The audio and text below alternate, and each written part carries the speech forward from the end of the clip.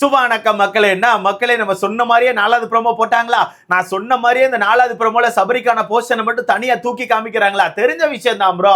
இவங்க இந்த மாதிரி வேலையை பார்ப்பாங்கன்னு சொல்லி நல்லாவே தெரியும். ஏன்னா சபரிக்கு தனியா ஒரு போஸ்டர் எடுத்து கொடுத்தா தானே சபரிக்கான ஓட்டுகளை தனியா வாங்க முடியும். அதனால தான் இந்த மாதிரி வேலையை பார்த்துட்டு இருக்காங்க. ஏன்னா நினைச்சு பாருங்களேன், இவங்க நினைச்சிருந்தா 3வது ப்ரோமோலயே 4 பேருக்கான விஷயத்தை ரிவீல் பண்ணிருக்கலாம். 4 பேருக்கு ஏவி போடுற மாதிரி, 4 பேருக்கும் பிக் பாஸ் வந்து 4 வார்த்தை சொல்ற மாதிரி 3வது ப்ரோமோல ரிவீல் பண்ணிருக்கலாம். ஓகேவா? ஆனா அந்த வேலையை பார்க்க மாட்டாங்க. ஏன்னா சபரியை வந்து 4 பேருக்கு கூட சேர்த்து மொத்தமா போட்டா சபரிக்கான போர்ஷன் பெருசா ஹைலைட் பண்ணப்படாது. அது மட்டும் இல்லாம சபரிக்கு பெருசா கமெண்ட் செக்ஷன்ல ஃபயர் விட மாட்டாங்க. ஃபுல்லா திவ்யா அரோரா விக்கல் சிகரம் சொல்லிட்டு இவங்களுக்கான ஃபயர் மட்டும் கமெண்ட் செக்ஷன் ஃபுல்லா பத்தி எரியும். ஓகேவா? அதனாலேயே வேனுக்குன்னு பிரிச்சு போட்டிருக்காங்க. எப்படி ஃபர்ஸ்ட் 2 பேருக்கான ஏவி காமிக்கிற மாதிரி காமிச்சு அடுத்த 2 பேருக்கான ஏவியை காமிக்கிற மாதிரி காமிச்சிருக்காங்க. அதுல பிக் பாஸ் பேசின விஷயம் இருக்கு தெரியுமா? சத்தியமா நான் வந்து சிரிச்சிட்டேன் ப்ரோ. செம்ம சிரிப்பு வந்துச்சு. ஒருவேளை எனக்கு தான் அவர் பேசுனது தப்பா கேட்டுச்சா இல்ல அவர் அப்படித்தான் பேசினாருன்னு எனக்கு தெரியல. அதை கண்டிப்பா உங்ககிட்ட தான் கிளாரிஃபை பண்ணி ஆகணும். அதனால தான் இந்த வீடியோவை போட்டிருக்கேன். அது மட்டும் இல்லாம நான் ஒரு விஷயத்த சொன்னேன் தெரியுமா? மத்த 3 பேரு கூட சேர்த்து சபரியை தூக்கி போட்டிருந்தா சபரிக்கான பேர் வந்து பெருசா கமெண்ட் செக்ஷன்ல ஃபயரா இருந்திருக்காதுன்னு சொல்லிட்டு ஆக்சுவலா இப்பவும் அப்படித்தான் இருக்கு. இவருக்கு தனியா ப்ரோமோ போட்டிருக்கல, அந்த கமெண்ட் செக்ஷன் போய் பாருங்களேன். சபரிக்கான பேரை காணும் ப்ரோ. சபரிக்கான பேர் வந்து அடியில கிடக்கு, மேல ஃபுல்லா வினோத்துக்கான பேர் ப்ரோ. வினோத் தான் மாசு, வினோத் தான் டிசோன்னு சொல்லிட்டு வினோத்துக்கான பேர் தான் அந்த கமெண்ட் செக்ஷனை ஃபுல்லா ரூல் பண்ணிட்டு இருக்காங்க. சபரிக்கான பேர் கீழே கிடக்கு. சபரி அப்படி சொல்லிட்டு சபரிக்கான பேர் கீழே கிடக்கு. என்னதான் சேனல் ட்ரை பண்ணாலும் மக்கள் வந்து மைண்ட்ல யார் வச்சிருக்காங்களோ அவங்களுக்கான பேர் தான் கமெண்ட் செக்ஷன்ல போட்டிருக்காங்க. அதான் நான் முன்னாடியே சொன்ன மாதிரி தான். இந்த சீசன்ல யாருக்கு கப்பு கொடுத்தாலும் Bigg Boss season 9 title winner யாருன்னு கேட்டா கண்டிப்பா மக்கள் கானா வினோத்தை தான் சொல்லுவாங்க. ஏன்னா அந்த அளவுக்கு கானா வினோத்துக்கு அன்பு கொடுத்திருந்தாங்க, ஆதரவு கொடுத்திருந்தாங்க, ஓட்டுகளை கொடுத்து வச்சிருந்தாங்க. என்ன பண்ண நடக்கக்கூடாத ஒரு சில விஷயங்கள் நடந்து போச்சு, வேற ஒண்ணும் இல்ல. அந்த வகையில இந்த 4வது ப்ரோமோல நம்ம சபரி அரோரா 2 பேரும் ரிவீல் பண்ணிருக்காங்க. இந்த 2 பேருக்கும் பிக் பாஸ் வந்து 2-3 வாக்கியங்களை சொல்லியிருக்காங்க. என்னென்ன விஷயம் அப்படிங்கறத மொத்தமா பாத்துறலாம். சோ வீடியோக்குள்ள போறதுக்கு முன்னாடி மறக்காம இந்த வீடியோ லைக் பண்ணி சேனலை சப்ஸ்கிரைப் பண்ணிக்கோங்க. நீங்க போடுற ஒவ்வொரு லைக்கும் தான் நமக்கான வீடியோவை ஒரு 10 பேர் சஜஸ்ட் பண்ணும். முடிஞ்ச அளவுக்கு லைக்க போட்டு சேனலை சப்ஸ்கிரைப் பண்ணிக்கோங்க. ஃபர்ஸ்ட் 4வது ப்ரோமோ ஓபன் பண்ணோடனே சபரி அவர்கள் தான் வராப்ல. சபரியை பார்த்து சேதன் என்ன சொல்றாப்லனா, இந்த வீட்டுக்குள்ள வந்த முதல் நாள்ல இருந்து, எப்படி இந்த வீட்டுக்குள்ள வந்த முதல் நாள்ல இருந்து இந்த வீட்டின் உழைப்பால் அப்படின்னு சொல்லி ஏதோ ஒன்று சொல்றாரு ப்ரோ. வீட்டின் உழைப்பால் இவ்வளவு தூரம் வந்திருக்கீங்கன்னு சொல்லி ஏதோ சொல்ல வராப்ல. வீட்டின் உழைப்பால்னு சொல்ல வராரா, இந்த வீட்டுல உழைப்ப போட்டு இவ்வளவு தூரம் வந்தீங்கன்னு சொல்ல வராருன்னு எனக்கு தெரியல. பட் அந்த ப்ரோமோவை கேட்கும் போது இந்த வீட்டுக்குள்ள வந்த முதல் நாள்ல இருந்து இந்த வீட்டின் உழைப்பால்னு சொல்றாப்ல. இந்த வீட்டின் உழைப்பாளா இல்ல இந்த வீட்டில் உழைப்பாளான்னு தெரியல. வீட்டிலா இல்ல வீட்டின்னா? வீட்டின்னா ஆக்சுவலா மத்த போட்டியாளர்கள் உழைச்சு நம்ம சபரியை தூக்கிட்டு வந்திருக்காங்கன்னு அர்த்தம்.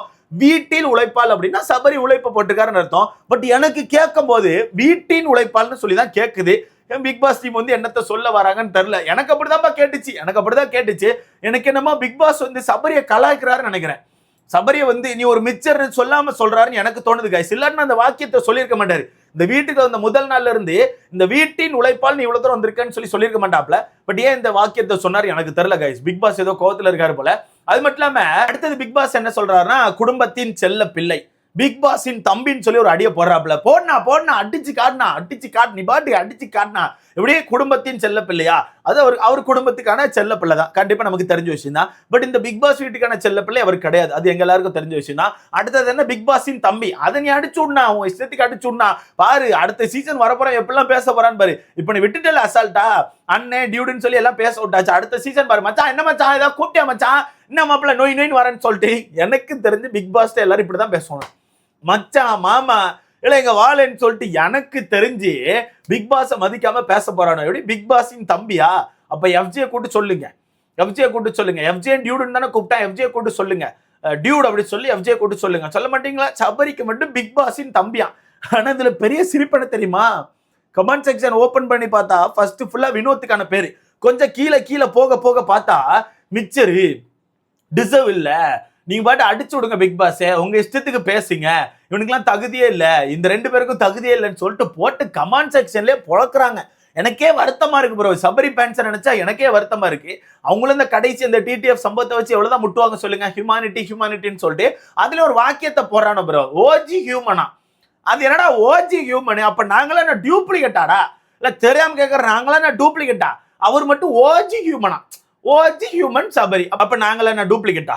இல்ல தெரியாம கேட்கற அப்ப நாங்களா என்ன டூப்ளிகேட்டா? தெரியல காய்ஸ். ஒன்னு புதுசா ஏதோ ஹேஷ்டேக் எல்லாம் போட்டுட்டு இருக்காங்க. ஒன்னும் சொல்றதுக்கு இல்ல. அப்ப அந்த வகையில பிக் பாஸின் தம்பின்னு சொன்னோடனே சபரிக்கு ஒரே ஆனந்தம். சபரி வந்து ஒரே குசியில குதிக்காப்புல அப்படின்னு சொல்லி ஒரு ஜம்ப போட்டு போறாப்ல. அடுத்ததா அதுல ஒரு லவ் யூ சொல்லிட்டு அந்த மனசை கிளம்பிட்டாப்ல. அடுத்தது அரோராக்கு சொன்ன விஷயம் கொஞ்சம் நல்லா இருந்துச்சு கைஸ், எனக்கு பிடிச்சிருந்துச்சு. அரோராக்கு என்ன சொன்னாருன்னா, ஒரு வீடு வேணா உங்களை வேணான்னு ஒதுக்கி இருந்திருக்கலாம், ஒரு வீடு வேணா உங்களை வேணான்னு சொல்லி உதறி தள்ளி இருந்திருக்கலாம். ஆனா வெளியே வந்து பல லட்ச தாய்மார்கள் அவங்களோட பிள்ளையை ஏத்துக்கிறதுக்கு தயாரா இருக்காங்க.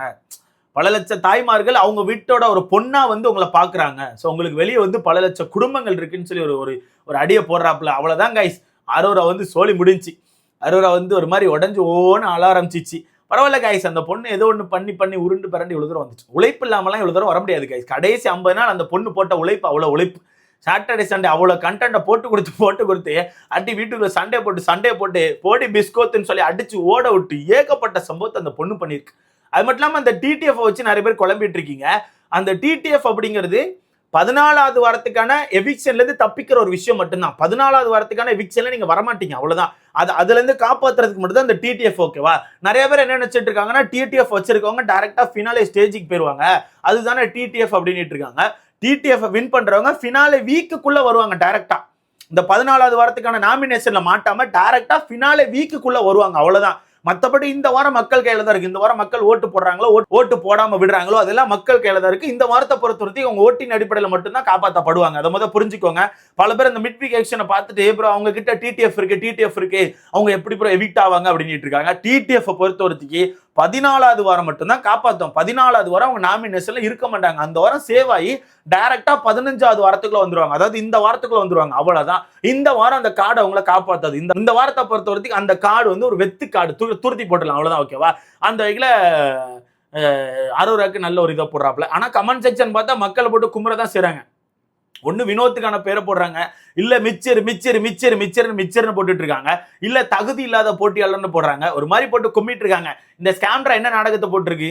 இந்த எச்ச உட்கார்ந்து என்னதையோ நாடகத்தை போட்டுட்டு இருக்கு. இந்த எச்ச உட்கார்ந்து தன்னை வந்து நல்லவளை காட்ட ட்ரை பண்ணி பேசுறத பார்த்தாலே ஒரு மாதிரி இரிட்டேட் ஆகுது கைஸ். சத்தியமா சொல்றேன், செம்ம காண்டாகுது. அது எல்லா தப்பையும் பண்ணிட்டு வீட்டுக்குள்ள இருக்க எல்லார பத்தி தப்பா கேவலமா கீழ்த்தரமா பேசிட்டு அது தன்னை நியாயப்படுத்த ட்ரை பண்றது தெரியுமா? அது பார்க்க ஒரு மாதிரி மண்டக்கு இருக்காது கைஸ். தன்னோட புருஷனை வச்சு பேசிட்டு இப்ப எப்படி எல்லாம் மலிப்பிட்டு இருக்கு தெரியுமா? இப்ப லைவ்ல போயிட்டு இருக்கு. அடுத்ததை பார்த்துட்டு அடுத்து வந்து கும்மாம விட மாட்டேங்க, சத்தியமா கும்மா விட மாட்டேன். ரொம்ப கேவலமா பண்ணிட்டு இருக்கு ப்ரோ. இந்த நடிப்பு அரக்கி ரொம்பவே கேவலமா பண்ணிட்டு இருக்கு. கண்டிப்பா அடுத்த வீடியோல பார்க்கலாம். ஸோ மொத்தத்தில் இந்த 2 பேருக்கு ஒரு ஏவியை போட்டாச்சு. சபரிக்கு நல்ல ஒரு அழுகாட்சியை போட்டிருக்காங்க. ஆக்சுவலா எனக்கு தெரிஞ்சு இந்த 4 பேருக்கான ஏவில விக்ரம்கான ஏவி கொஞ்சம் நல்லா இருக்கும்னு எனக்கு தோணுது. ஏன்னா விக்ரம் நிறைய கெட்டப் போட்டிருக்காப்ல, நிறைய போர்ஷன் ட்ரை பண்ணிருக்காப்ல. ஸோ விக்ரம்கான ஏவி நல்லா இருக்கும், அரோராக்கான ஏவி கொஞ்சம் நல்லா இருக்கும். திவ்யா வந்து கடைசி நாட்கள் போட்ட சண்டை மட்டும் தான், மற்றபடி அவங்க கிட்ட எது இருக்காது. சண்டை நிறைய இருக்கும்.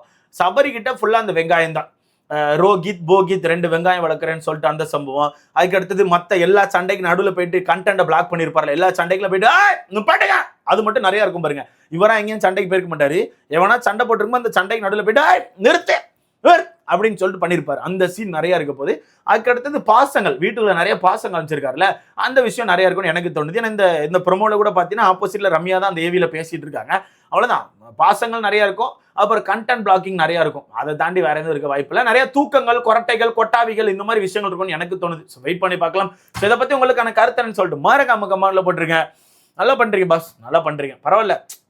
சபரிக்காக உழைக்கிறீங்க, சபரிக்காக தனியா ஒரு ப்ரோமோ விட்டு எப்படியாச்சும் அவனை மேல தூக்கணும்னு ட்ரை பண்றீங்க. நல்லா இருக்கு கைஸ், நல்லா இருக்கு. பட் இந்த கமெண்ட் செக்ஷன்லயும் திவ்யாக்கான பேர் தான் ஃபயரா போயிட்டு இருக்கு. அதோட கானா வினோத்துக்கான பேர் தான் ஃபயர் கைஸ், ஃபயர். எவன் வின் பண்ணாலும் சரி, கானா வினோத் தான் வின்னர். அது மாத்தவே முடியாது கைஸ், மக்கள் முடிவு பண்ணி வச்சிருக்காங்க. சோ பார்க்கலாம். இதை பத்தி உங்களுக்கு கருத்துன்னு சொல்லிட்டு மறக்காம கமெண்ட்ல போடுங்க. அடுத்து பார்க்கலாம்.